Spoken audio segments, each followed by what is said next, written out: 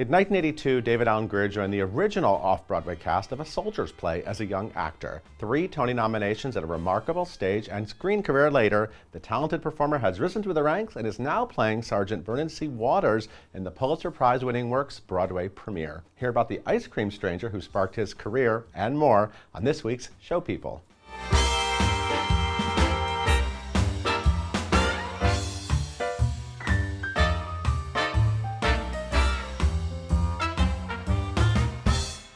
David Alan Grier, I'm so happy you're here. Thank you. Now, I just want to tell you right off the bat, this is Show People. Okay. This is a theater show, and you are a man of the theater. And Thank you. I want to talk about this. Antoine Merriweather brought me a lot of joy in my life, but we're not talking about him today. Thank you. You're back on Broadway. I am. I love it. I love coming back to New York. You know, when I came to do Race in 2009, it had been a long time since I've been on, maybe not since 97. And the first thing people came to me and they said, welcome home. You know, you only hear that in New York. Yeah. It really is awesome. I mean, and people, when you do a play in New York, every night is, you don't know who's going to come in. Meaning, people from my past, people I went to school with, people I grew up with, teachers, my mom, my dad's friends. I mean, they come through, and it's very unique here in New York, you know. Your mom, who was terrified when you became an actor back in the day, right? Now she's like there in the front row. Well, in spirit, yes, in spirit. But she loved it, yes, but she was mortified. She told a story that when I got into drama school, I got into Yale Drama School, and she goes, son, I was at my bridge club. And all of my friends said, well, Aretas' son got into Yale, and they all were so happy for me. And they asked, well, was it law school? And I said, no. And they said, well, is it medical school? And I said, no. And then they said, well, what is it for? I said, acting. She should have been an actress. Clearly, she was dramatic. You know, I was like, really, Mom? Well, it worked out. It did. This is actually your 6th run on Broadway. You have successfully peppered Broadway throughout your career. I really love that about you. And you've also done theater in other places, and you balance everything really nicely, and I love that about you. I try, and you know what I think? Every time, if I feel a lull in LA, in terms of emotionally, energy, I have some space in my career, coming back to do a play kind of re-energizes everything. And it feels like I go back to LA kind of refreshed. So if for nothing but that, it's worth it.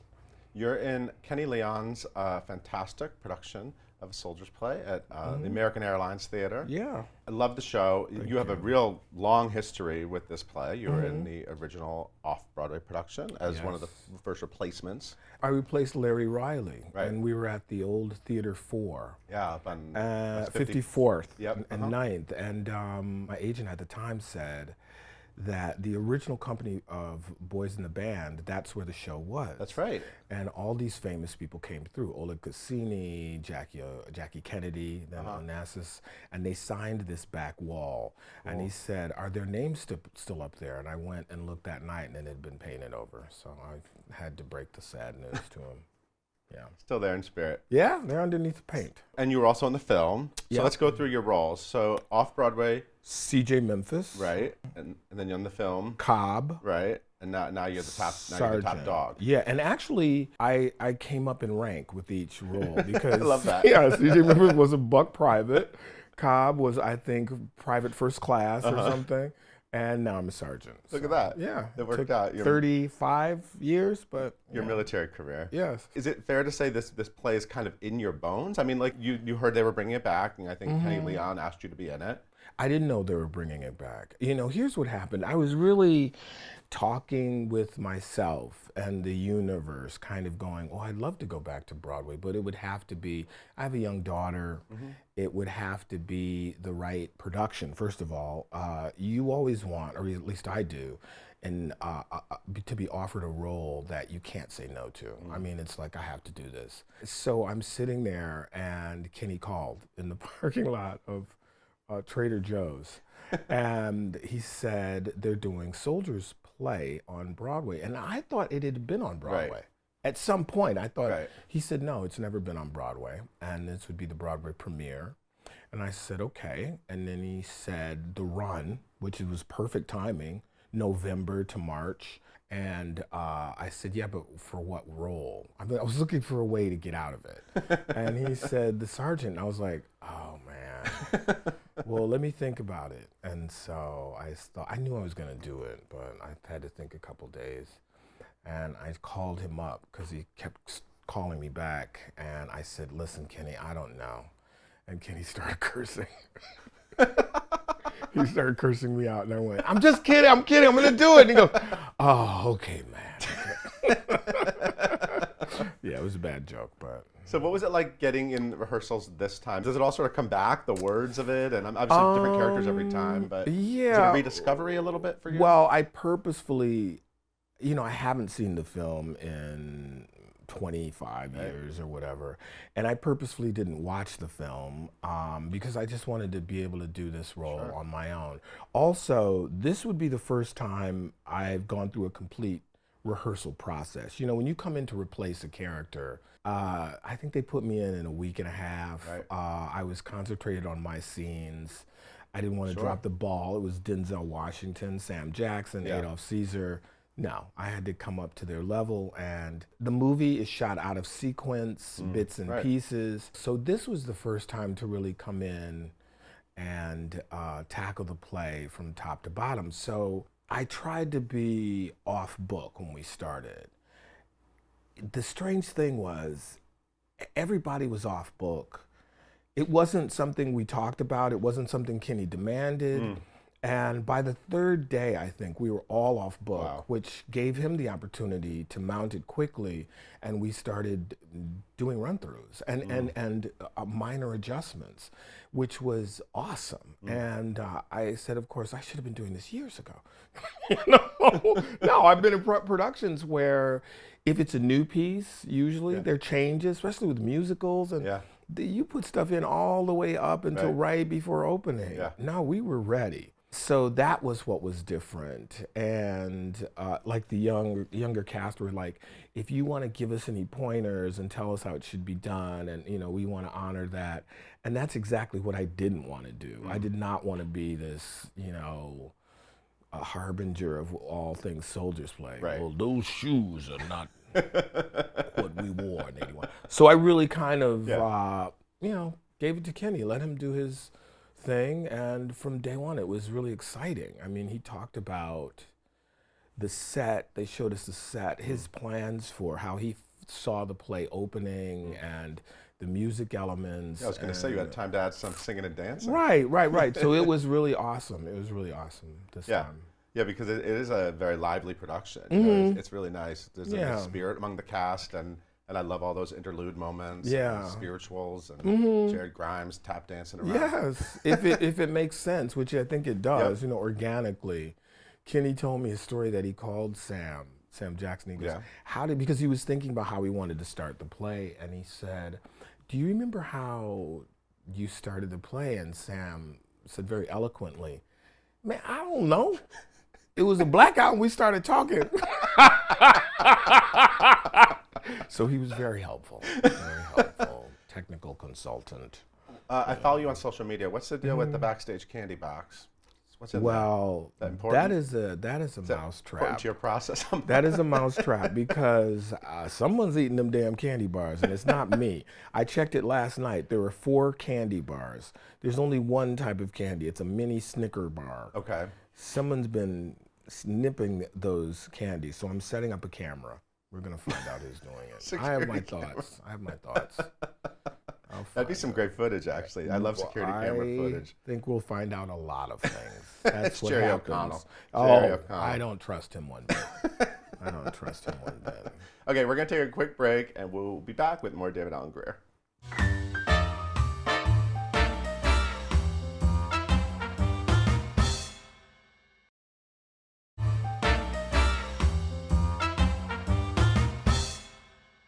We are back with David Alan Grier.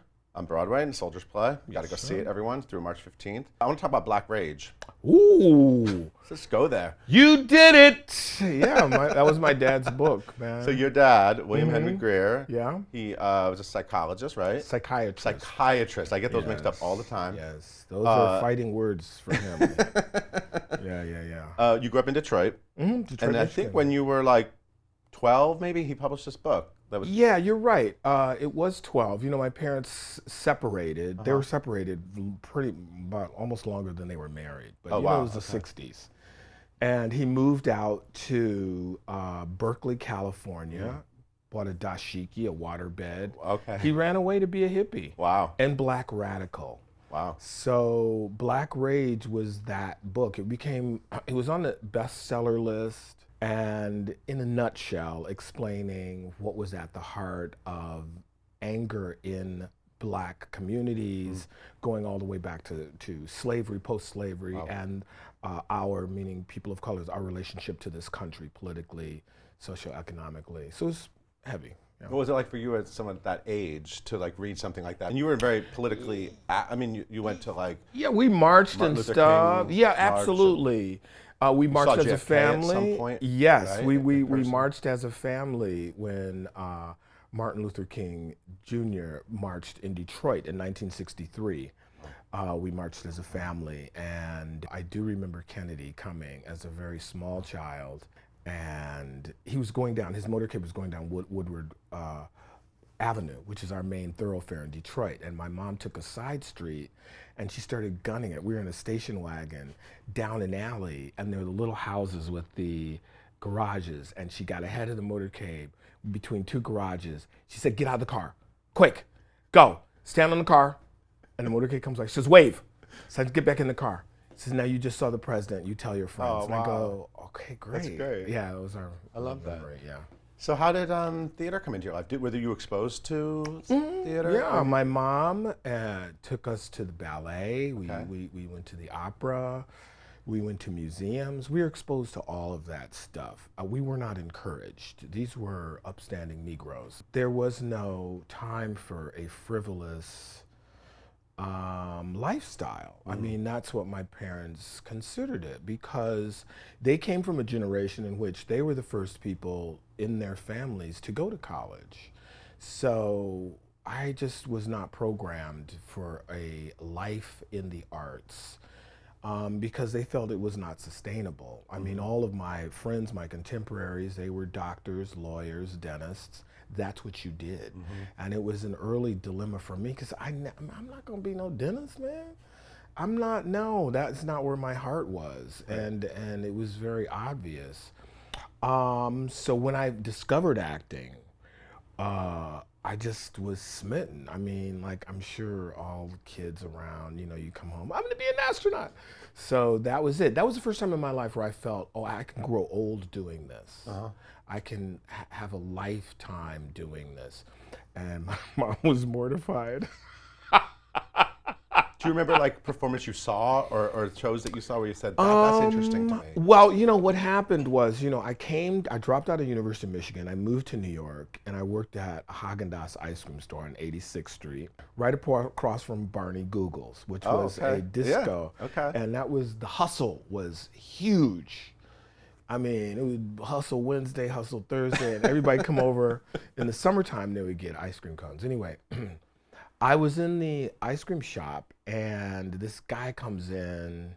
He asked me something, and I got up on the counter, and I just did this really stupid routine, and I got down off the counter. I was like 19, and he said, "I'm gonna tell you something. You are wasting your life. Wow. You are an actor." And he said, "I'm not trying to hustle you. I'm not trying to do anything. I know I'm a complete stranger, so I'm going to come back tomorrow at 12 noon, and I'm going to talk to you again. But I'm telling you right now, this is not what you were supposed to do." And he did come back the next day. It's amazing. And he wrote down his agent, his manager. He asked me had I had any training, and I said no. Because I was there to write songs, and I performed in the Village, and that's what I thought I was going to do. And he said, "No, if you're serious, you're going to call me, and then I'm going to introduce you to these people." And he did, in fact. And I wound up applying to the neighborhood playhouse. Right. And Sanford Meisner interviewed me. Wow. And he said, you know, I had nothing prepared because I was not trained. You were a raw talent, though. Exactly. And so he said, you know what? I want you to come to the neighborhood playhouse. And then this woman, who's a girlfriend of this other actor, said, I will pay for your tuition. Now, at that point in my life, I felt, okay, if I'm going to go do this acting, I should go back to Michigan, study some, and then come back to the city. Because I really felt that to start this journey, I should really benefit from being closer to home. And that's, in fact, what I did. And I went back to Michigan, and that's when I started acting. Wow. You Okay, so I know. didn't realize you went for a little bit and then you just said, I'm going to New York and doing this. Well, no, I went to Michigan. I finished, and then I went from there to grad school, Yale Drama School, and that's really how it happened. But who was that guy in the Haagen-Dazs? You don't know his name? His All right, we'll name. cut Well, that. his name was Gary something. Larry something. Gary something. Thanks, Larry. But wait, no, you know, when I came out of drama school, and I got into the first, which You was mean my at Yale? first job. Oh, we have a lot to talk about the first. Right. Well, I mean, my first job was on Broadway. Right. I invited him. He came. Oh. Yeah, and his girlfriend came, and we remained friends, but we've been out of touch for decades. But it was gratifying for him and for me to say, look, you weren't crazy. From Haagen-Dazs to the Martin Beck Theater. It is. Well, no, now it's Al Hirschfeld. I know, but it was That's the when Martin you Beck. know you're old. I missed the Martin Beck. I know. I like that name. Clubs, neighborhoods. I remember when this was segregated. They wouldn't even let us. It was a ball lot we played. So you went up to fancy Yale for drama. Man. That's highbrow. That's like Meryl Streep land. Tone. Yes. Yeah. That's New why Haven. I went there. Oh yeah, New Haven. And New Haven was just like where I came from. It was like going to an Ivy League school in the middle of Detroit. It really, really was. I remember I was walking down the street in New Haven, and these white kids, you know, these white guys, they're Yaleys. Yeah. They pushed past this black dude, and he was on the street, and he pushed him kind of off the sidewalk, and they kept talking, and he goes, "Can I get some sidewalk? I mean, y'all took everything else. I can't get some sidewalk." And I died laughing. I was the only one who saw this, and the guy was like, "Okay, y'all taking the sidewalk too? All right then." It was hilarious. I saw some New York Times reviews of your work.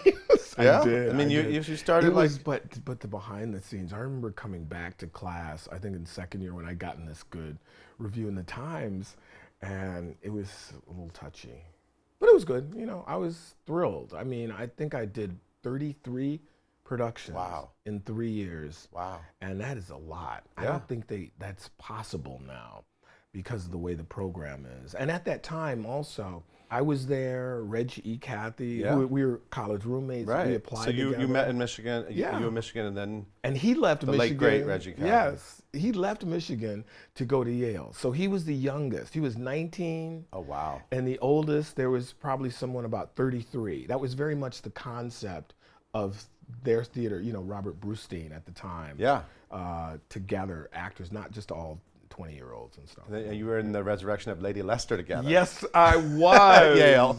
Yes, I was. You did another show where you were like flying. Yeah, right, on wires. oh, You did well, a lot of Fear Shakespeare. oh, I can't even tell you. What was the name of that? That was called An Attempt at Flying. I was the going to say Bulgarian Fear play. of Flying. It's about white, Jewish, lesbian, feminists, and us, and one. balloon. Yes, yeah, right. No, And then you got spotted this musical, like you said, the first. Yeah. Because you know it's the best name ever for a first Broadway credit. The First is what it was called by Jackie Yeah. Robinson. The Yes. musical, and somebody spotted you and brought you in. Well, the casting directors for the Yale rep were casting this new musical, and I remember Meg Simon Yep. was one of the casting directors. They stopped me and they said, "David, would you mind if we submit your name for this musical?" And I was like, "Would I mind?" It's like you're in jail and somebody goes, "We think you've been imprisoned wrongly." Yes, yes, get me out. And so, because you know, the year before, Reggie had gone to Williamstown and he had done this production of Whose Life Is It Anyway?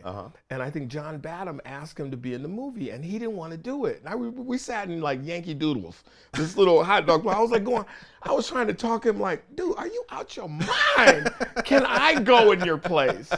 But for him, he said, he hadn't graduated college to go to Yale, and it was really important. He said, I have to finish something. Wow. And I was like, go ahead, but you're an idiot. So yeah, and I started this process. Wow. So I auditioned over. Wait a minute, I want to take a break because we need time. Right. We need time because there's nothing I love talking about more than a Broadway musical flop. Okay. Ooh, we'll be right back with more David Alan Grier.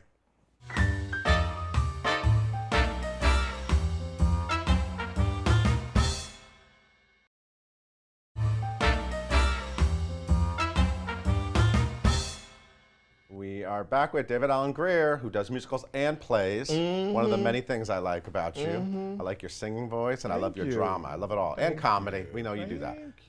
But let's talk about the first. Okay. So the first, Jackie Robinson. Yeah. It was kind of a serious musical. It was a very serious book. Yeah. It really was. And for me, again, you speak these things into the universe, especially at that age. I'd be like, I'm always talking. We always do. Well, the perfect job would be, right. It was the first. Wow. Something that would show my acting chops, a really great dramatic book, yet had songs. It was all of that. So as I said, Meg Simon, she goes, can we submit you? And I must have auditioned 10 or 11 times. Well, one of the producers said you were the first guy they saw on the first day, but you still went through this long series of auditions. And when I would go, I remember I would take the train down, I would go for 6 hours. Wow. So meaning I would read with everyone in the morning. Down to another audition. And then we'd have a lunch break, and then I would dance and move and do all this other stuff. So it was a full day. Wow. Finally, I got this role, and it was just great. It was like a dream. It was one of those musicals that I heard there were like 3 or 4 opening numbers during preview, right? Didn't it keep changing? You talked about shows changing. Oh, well, Talk about the process of. Well, it was a new musical. Yeah. I'd never worked harder in my life on a show. Yeah. There were many days where we're going to teach you this new song, 10 a.m., run through at 12. We're putting it in tonight. Right. And we did. Wow. Then they took it out. Wow. Then they tried something else. Yeah. Clothes, costume, everything. Rachel Robinson, Jackie Robinson's wife, was there. Yeah. And it was all of that. I remember on my breaks, Bob Brush and those guys would come and get me. And so I really didn't have a break. And I was like, this is what Mickey and Judy felt like. But I loved it. I mean, I loved it. It was like amazing, you know. And we worked hard. Joel Siegel. He wrote it. Yeah, famous film credit. So great, great. And opening night, my request to God, my spiritual request was when I graduated from Yale. I remember my parents were there, and I said, God, please give me one job. If you give me one job, my parents can come. Then they'll see that this was all. This wasn't all for naught. Right. So I got this one job. Then my prayer became, just let us open on Broadway. Because a lot of shows don't even. You know what? Back then that was more common. The shows would just end in previews. Oh yeah. I said, just give me an opening night. Right. You don't have to run. Right. So my parents can come to Broadway at Broadway opening. And they came to the opening? I got that opening. So we got these mixed reviews at best. You got good reviews. Yeah. But my mother she's the only mom in the world. She had a hit card. She had a flop card. I love your mom. She brought out her flop card. It had like seagulls, and they were flying over clouds. And there was a little rainbow in the corner, and it said in script, "It must be hard for you now." Wow. And she put that on the call board. Only my mother. And I was like, thanks, Mom. Well, the other funny thing nowadays, actors get closing notices that their show's going to close in 6 months, and they're all upset about it. But you had like a week, like you don't even have a few days, right? Harsh breakup. Yeah. Harsh breakup. Okay. So I used to take the 104 bus down to the theater. And the last day, when it was our closing day, I got up and I took a cab. I was on 107th Street, and I asked the cab driver to give me once around the park.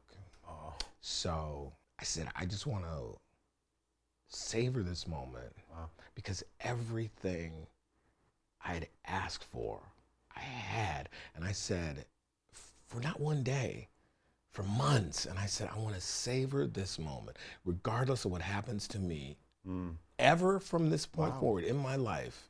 This has been a gift. So we go once around the park, and I just thought it was me. You know, you mourn in silence and isolation. And I came into the theater, and everyone was crying. Oh, wow. And so I just was enveloped in this sea of hugs, and it turned into an amazing day. I mean, crew members, these guys these dudes are from the street, beautiful. man, you know, Yeah, and these it families. became, and I said, oh, okay, now I see, this is a family. So and when I tell you, when we did Porgy and Bess, there's a woman who came and gave Norm Lewis, she gave him a recording of the opening night of the first. We were supposed to record a cast album, we never had one. Oh, wow. And so Norm said, well, listen, put this on, it was a cassette. He said, make a DVD, burn this on DVD, because we can't even play this. So she came back and I never met the woman, because I think I left early to go to dinner. And so it wasn't until months later, I put it in the bottom of a drawer, I put it on, and you could hear everything. You could hear the curtain calls, and it was like being transported back. That's amazing. It was crazy. I love that. I love that it still means so much to you. Yes, it Beautiful. does, man. And you know, the other interesting thing about that time on Broadway is you got Tony nomination for the first. Yeah. You got, you know, months later after you closed, which was amazing. Right. And who won your category? Cleavant Derrick. And then you were his first replacement. Yes. Right? So it's But almost I'll tell like, you wait, that guy something. won. I got to do that role. Yeah, well, you know, I never thought I was really going to win, but I remember one of our producers who called, and I still have it on the little mini cassette, and he goes, David, this is Peter, and I really think you have a chance. And I was like, what? You think I have a chance to win? Yeah. Good luck. I think we can pull this out. You know, like, okay. You know, no, I didn't have a chance. But I went to the Tony Awards, and I went with Joel Siegel. Yeah. And I remember we had this brandy in the limousine. I've never tasted a drink that tasted that good. It was the best of everything. So when I got in my seat, I've heard about this, but I've never experienced. I was so nervous, sick with anxiety that I said, I cannot move. And I was with a friend, Jane Kasmerick, who went to the Tonys with me, but I was sweating. I thought I was going to have a heart attack. My heart was pounding, my chest was hurting. I said, I'm gonna have a stroke. And mine was one of the first awards that came on. So everyone around me is thinking, oh, he wants to win. I was like, I can't, if I win, I cannot get up. I'm gonna die. And they said, and the winner is Cleavant Derrick. And then I sighed, and it was all gone. And that is when I began to have fun. Right. Yet for everyone around me, they were like, we know you're in pain. And I was like, You're no, like, no, I'm good now. I was in pain. Yeah. It was an amazing night. It was awesome, man. I never thought I would be nominated for a Tony. That was kind of like, you do a musical, it flops. I said, okay, well, now I'm just an actor. And then the awards came out, and it was as if, no, that wasn't a figment of my imagination. It was really as special as I remember it. That's how it felt. And 3 Tony nominations later, and 6 Broadway shows. Yes. Broadway clearly loves you. I could love talk it. to you. I mean, we could do a whole, you have to come back someday, because we could do a whole other episode about the rest of your life. Part 2. And you know, and I love The Wiz too. The Wiz is one of my favorite shows, and I saw you play the Wizard, and I saw you play, of course, a Lion, and your Be a Lion slayed me. So thank you for that. Thank you for that. I could talk to you forever. Thank you for being here. Everyone needs to go see Soldier's Play. It's at the American Airlines through March 15th, and hopefully he'll be back. Yes. He'll be back. This guy's gonna keep going. Yes. Keep Till doing. my arches fall. That's right. Thank you for being here. Absolutely. Thank you for watching. We'll see you next time.